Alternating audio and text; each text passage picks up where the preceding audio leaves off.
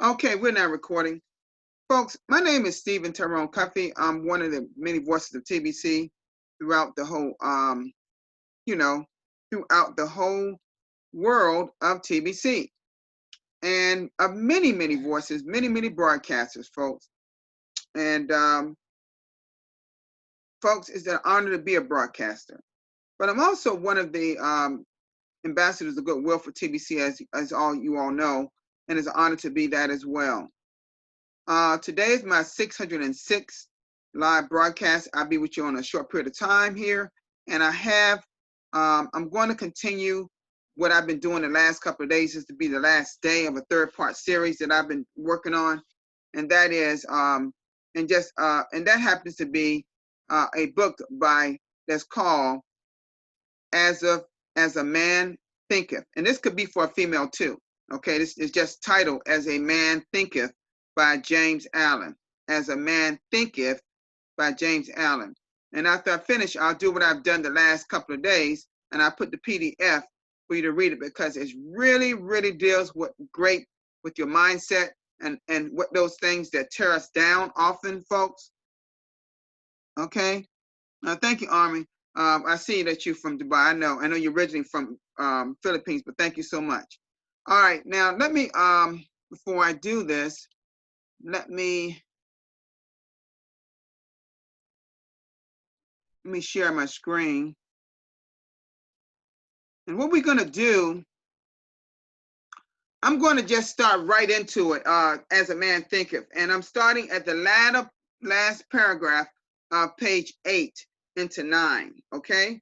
And this is really deep in terms of what you're thinking, what you're entering your mind, your consequences, all those things, okay?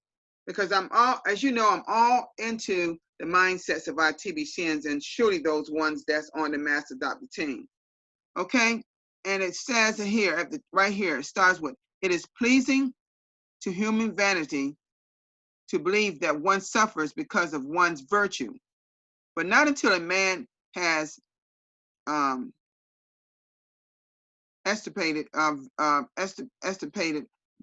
every sickly, bitter, and impure thought from his mind, and wash every sinful stain from his soul, can be in a position to know and declare that his sufferings are a result of his good and not of his bad qualities. And on the way to, yet along before he has reached that supreme perfection, it says he will have found working in his mind and life the great law, which is absolutely just and which cannot therefore be good for evil, evil for good. Possessed of such knowledge, he would then know, looking back upon his ignorance and blindness, and it says that his life is and always was just ordered,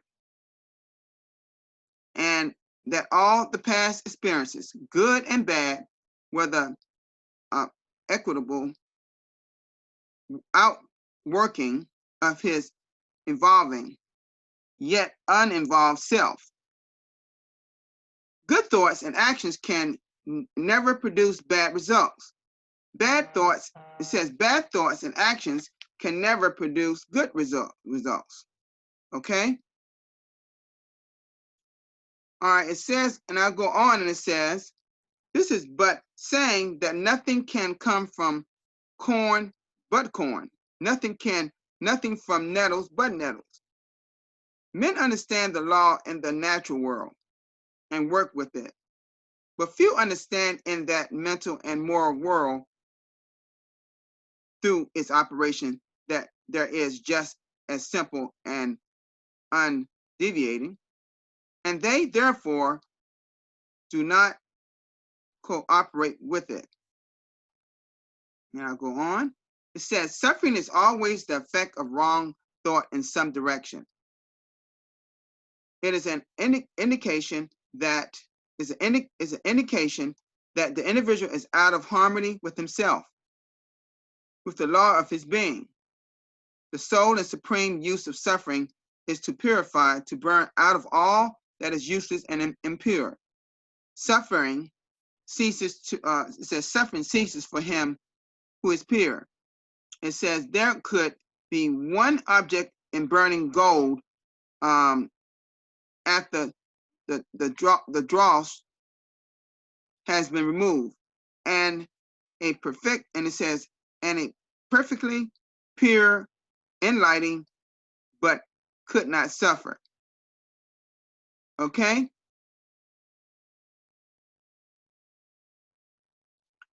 Okay, let me keep going.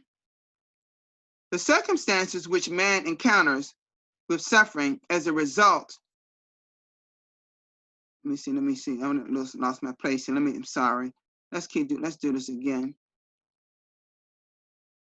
Hold on, let me see here. Hold on a minute. Just 1 minute, folks. Okay, there I'm at. Okay. The circumstances which a man encounters with suffering are the result of his own mental inharmony. The circumstances which a man encounters with his blessedness are the result of his own mental harmony. Blessedness, not mental possessions, is the measure of right thought. Recklessness, not lack of material possessions, is the measure of wrong thought. A man may be cursed and rich. He may be blessed and poor. Blessed and riches are only joined together when the riches are rightfully and wisely used. And the poor man only defends his recklessness when he regards his lot as a burden unjustly imposed. Indigence and indulgence are the two extremes of recklessness. Though they are both equally unnatural and the result of mental disorder. A man is not rightfully conditioned until he is happy, healthy, and prosperous being, and happiness, health, and prosperity are the result of harmonious adjustment of the inner with the outer, of the man with his surroundings. I'm gonna stop right there, okay? Because this goes on to the next page. Okay, folks, I know this is a little deep, okay? And sometimes you got to define some of these words that you're reading, but this is a passage of great thinking in a man's mind and the consequences thereof, whether good or whether bad, because we are the sum of our own thoughts, aren't we?